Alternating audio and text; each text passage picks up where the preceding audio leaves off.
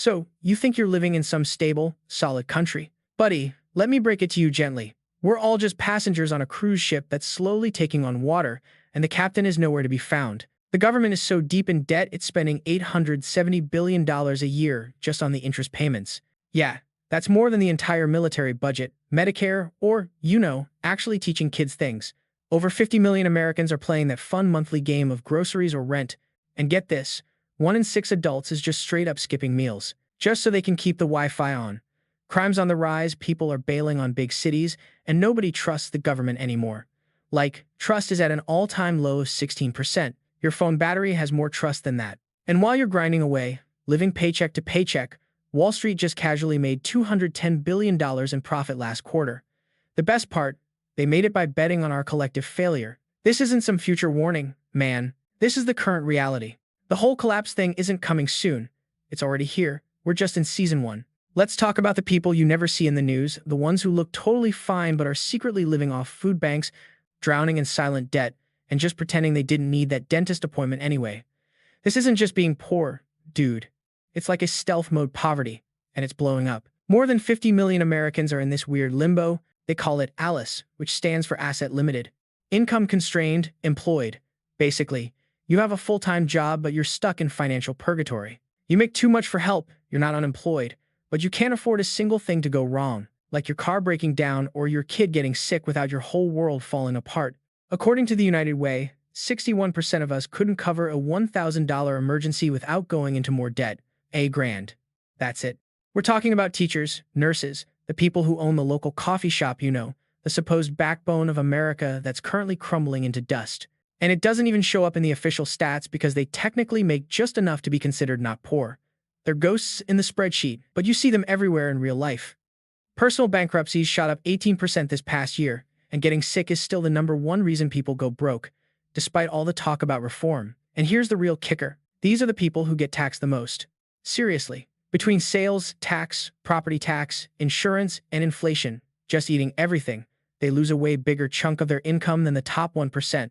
In fact, the IRS just admitted that 60% of its audits are now aimed at us little guys, thanks to some algorithm. So the system isn't just broken. Man, they've turned it into a weapon against us. This stealth poverty doesn't make for splashy headlines. It doesn't start riots or get politicians talking, but it's like a termite infestation, just eating the country alive from the inside. A whole generation of us, overworked, unprotected, and completely ignored by both political parties. When your middle class is secretly an underclass, collapse isn't some shocking event, it's just the daily grind. That whole American dream thing? For tens of millions of us, it wasn't just a dream we couldn't reach. The brochure was never even printed. If you want to see how bad things are, don't look at the fancy jets and tanks. Look at the pipes, the bridges, the power grid. America is literally falling apart. More than 43% of our roads are a complete mess. The American Society of Civil Engineers says over 46,000 bridges are basically ready to give up, but hey, 178 million of us drive over them every day. Some of them were built back in the 1950s when your grandpa was a kid, and they've never been touched since. 1 out of every 5 water systems in this country has lead in it, and over 2 million Americans don't even have a toilet inside their house. That's not some far-off country stat. That's a catastrophic failure in what's supposed to be the richest nation on Earth. In 2024 alone, we had over 160 massive power outages because the grid is so ancient it can't handle a hot day, a snowstorm, or a hacker. Our energy grid got a D+ grade. A D+. A lot of places are just one really hot summer away from going completely dark. And still, the money to fix all this stuff gets lost in political shouting matches and funding another giant warship. We're spending $886 billion a year on the military, but we can't even stop the ceilings in our airports from leaking when it rains. Every week there's another train crash, another bridge cracking, another warning not to drink the tap water. And while our leaders are busy putting tiny band-aids on these gaping wounds, other countries are just zooming past us. China builds 100 new airports in a decade while our trains are still chugging along at 1970 speeds. This isn't just about convenience, it's a massive weakness. Empires don't fall because someone attacks them. They fall because they forgot how to fix their own plumbing. Our country's nervous system is, basically, severed, and the damage is spreading. And look, nobody wants to say it out loud, but our healthcare system has already collapsed. It wasn't a big boom. It was the slow death of thousands copays and waitlists. The average American is now forking over $13,000 a year for healthcare, the most in the world, and in return, we get to die sooner, at 76.4 years old. That puts us behind 47 other countries, including places like Cuba and Slovenia. Over 112 million of us are in debt just from trying to stay healthy. That's literally 1 out of every 3 people. Meanwhile, the cost of insurance through your job just jumped 7% in 2024, which is the biggest hike since that whole Obamacare thing started. But here's the joke, you're paying more for less. Your deductible is now around $1,263, which means you have to pay a ton before your insurance even lifts a finger. And if you don't have insurance, oh, good luck. Break your leg, that'll be $17,000. A fun night in the emergency room, that's $6,000 minimum. The system isn't about making you better anymore. It's about making a profit by putting you off. We're running out of doctors so fast it's terrifying. By 2030, we're going to be short over 124,000 of them, especially out in the sticks, where whole counties are basically medical wastelands now. And don't even get me started on mental health. Over 60% of counties in the U.S. don't have a single psych bed. You can get a Big Mac in 5 minutes, but you'll wait 5 months to see a therapist. This whole industry has basically mutated into a debt collection agency with a prescription pad. The big drug companies jacked up prices on 1,216 different medicines in 2025 alone. We're talking insulin, cancer drugs, inhalers, stuff people need to not die. This isn't a healthcare system, man. It's a survival lottery. And if this is what it's like when things are normal, just imagine what happens when a real crisis hits. America is one bad flu, one power outage, or one shipping delay away from total medical chaos. The collapse isn't some theory. It's waiting for you at your next doctor's appointment. If there was a report card for a country about to collapse, America would be failing every single class. Our education system used to be the gold standard, but now it's just a dumpster fire. The test scores from the National Assessment of Educational Progress for 2024 show that reading and math skills are the worst they've been in 30 years. 13-year-olds today are doing worse than kids did back in the 1990s. And that's just the start of it. The number of kids who are just chronically absent has doubled. We're talking over 30% of students in big cities like New York and L.A. just don't show up. Public school enrollment has tanked by 1.2 million kids. And they're not all going to fancy private schools. They're ending up homeless, in trouble, or just dropping out. At the same time, teachers are running for the exits. Over 300,000 of them quit last year because of violence, burnout, and getting paid basically nothing. In 28 states, teachers actually qualify for food stamps. Just let that sink in. The people we trust to educate the next generation can't even afford to buy their own groceries. Then you get to college, where tuition has shot up 37% since 2010, and now student debt is over $1.77 trillion. And what do you get for all that debt? A job market where every entry-level role mysteriously requires 5 years of experience. We're not teaching kids to think anymore, just to pass tests, while school boards have turned into battlegrounds for political culture wars. They're banning books, rewriting history, and all the money is going to an army of administrators instead of into classrooms. America's churning out a generation that can make a viral TikTok video but doesn't know how our government works, how to manage money, or how to tell if something is fake news. A country's education system doesn't just die overnight. It starts when learning becomes optional, when teachers are treated as disposable, and when a diploma just becomes a massive bill. When a nation forgets how to learn, it forgets how to lead. And when that happens, democracy isn't far behind. It just collapses. Most people think a collapse looks like tanks rolling down the street. But in 2025, it's going to look more like your phone freezing up, your bank account suddenly showing zero, or the hospital lights going out mid-surgery. Because the next big battleground in America's slow-motion collapse is already here. And it's all digital. The U.S. gets hit with an average of 22 cyber attacks every single day, and that number's climbing just in the first half of 2025. So get this, those ransomware attacks you hear about are up, like, 38%, and they're hitting everything. I'm talking about the school district in your old Texas town, and even the people who control the tap water out in California. One of these attacks knocked out 70% of the gas stations on the entire East Coast in just a few hours. Another one grabbed millions of people's private health records, which, by the way, meant surgeries got pushed back all over the country. And don't picture some kid in a hoodie in his mom's basement. These are the big boys, China, Russia, Iran, basically government employees on the other side of the world. They're basically poking America to see how we react. And spoiler alert, we're failing miserably. The genius plan for cybersecurity in 2025 is to throw $13 billion at it, which sounds like a lot until you realize it's less than 2% of what the Pentagon burns through. Meanwhile, 80% of the important stuff in the U.S. is owned by some private company, probably protected by a firewall from 2002 and some poor, underpaid IT guy. Hospitals, the power grid, trains, even freaking nuclear plants are all online, just waiting for someone to type the wrong thing. The FBI says cybercrime cost us more than $12.5 billion in 2024 alone. That's more than double what it was back in 2020. And here's the best part. The insurance companies are starting to run for the hills. They're either refusing to cover cyber attacks anymore or they're tripling the price of their plans. This whole modern convenience thing is just digital fragility with a pretty interface. America built our entire way of life on software we don't even really get, then hired the lowest bidder to protect it. So when the lights go out, and it's not because of a bomb but because of some corrupted code, it's not going to be some little tech problem. It'll be a total system meltdown. All the warning lights are blinking red, and nobody's even looking at the dashboard. A collapse isn't just stuff breaking, man. It's a feeling. It's when you completely stop believing any of it works. And in 2025, the last thing anyone had any stock in trust is totally going bankrupt. Some research group just confirmed what we all knew. Only 16% of people in this country actually trust the federal government to do the right thing. That's a new record low for us. Yay. Trust in the news is only 11%. The Supreme Court is down to 24%, and Congress, a whopping 7%. We don't even trust our own neighbors anymore. The whole social contract is busted. More than half of all Americans are saying they feel unsafe in their own towns. This isn't just everyone being tired and cranky. It's a full-blown national nervous breakdown. Nobody feels connected to anything. The marriage rate is the lowest it's ever been. And going to church, which used to be a huge community thing, is down 62% since the year 2000. Nobody can be bothered to vote in local elections. Turnout is stuck at around 20%.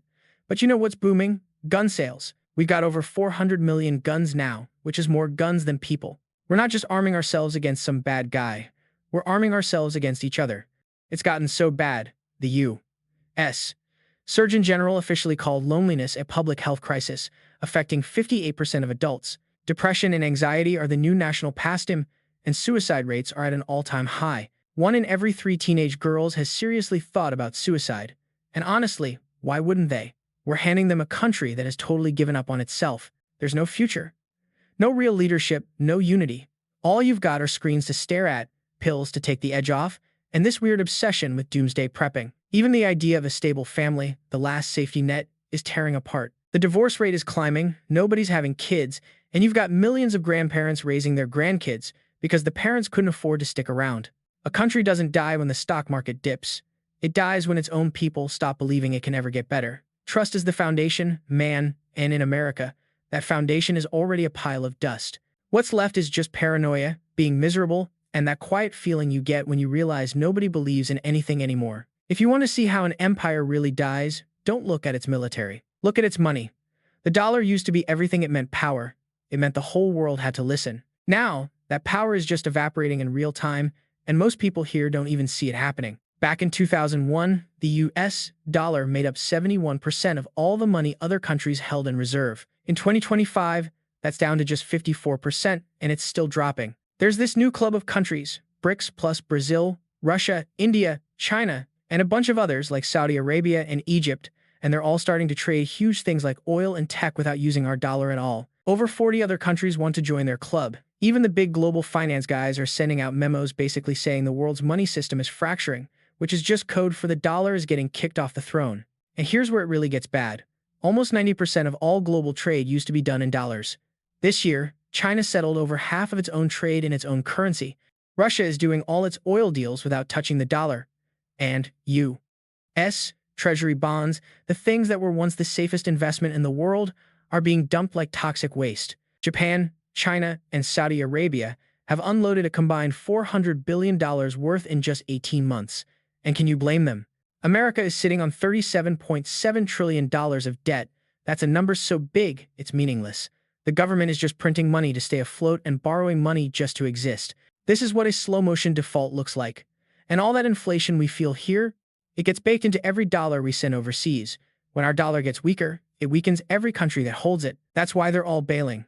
And when they're gone, everything we buy from other countries gets way more expensive, interest rates go through the roof, and our whole superpower status becomes a story we tell our kids. This isn't just a dip, it's a full-on mutiny against our money.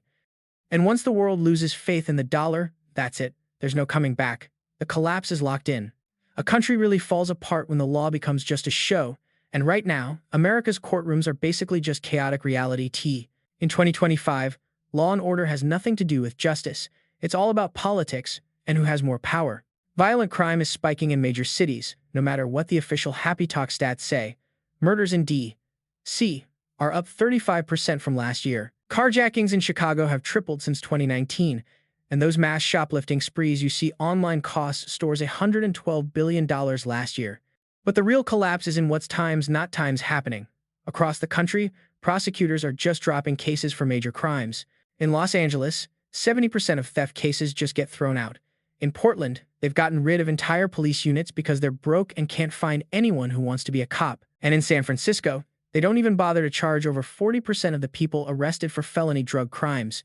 Everyone sees this happening, and they've completely lost faith in the system. Confidence in the justice system has tanked to 17%, another record low, with poor people and minorities feeling the most like the law is just not for them. The regular courts are a mess, too.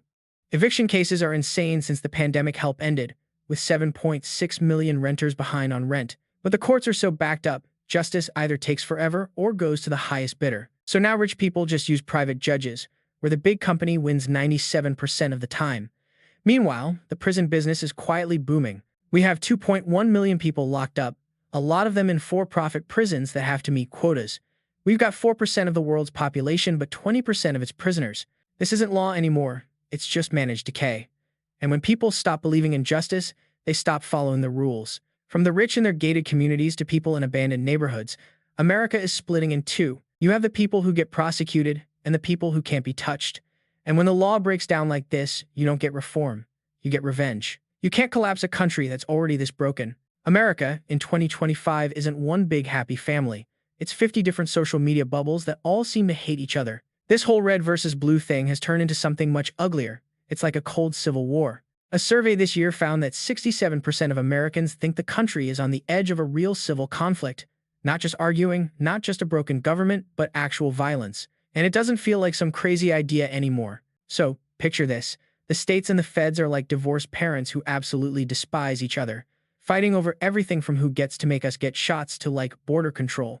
The whole system's basically shattered. And Congress, in 2025, they managed to pass a whopping 42 bills. Seriously, my fantasy football league has more productive meetings. Everything just gets stuck in a screaming match until the president gets bored and signs a piece of paper on his own, which kind of defeats the whole purpose of voting, right? Then you've got the courts, which are just another political cage match now, totally nuking their own credibility. Look, when nobody can even agree on basic facts or what words mean anymore, the collapse isn't some future event. We're soaking in it. Sure, on a map, the United States is still a thing, but in real life, it's more like a quiet civil war where the only things connecting us are our Wi-Fi bills and the potholes that'll swallow your car. History has a few things to say about how this movie ends. Countries this split don't just magically make up and sing Kumbaya. They get more and more brittle until they just break. And the chaos, that's the whole business plan now. That's the big, ugly truth nobody wants to look at. See, this whole train wreck isn't just happening by itself. They're selling tickets to it, designing it, and using it as a weapon. America tripping over its own feet isn't some random oopsie or some law of physics. It's a legit business strategy. The big shots, the corporations, the billionaires, the whole political industry, they figured out that everything running smoothly doesn't make nearly as much money as a total dumpster fire. In 2025, the top 1% have their hands on 32.3% of everything. That's more cash than the bottom 90% of us put together. You wonder why Wall Street is popping champagne corks this year? It's not because they're helping out small businesses. It's because they're literally placing bets that our country is going down the toilet, betting against our houses, our credit card debt. And these two companies, BlackRock and Vanguard, they're now sitting on more than $20 trillion. That's enough money to buy an election or an economy, or probably a small war. And you know what? They're sinking all that cash into, not fixes.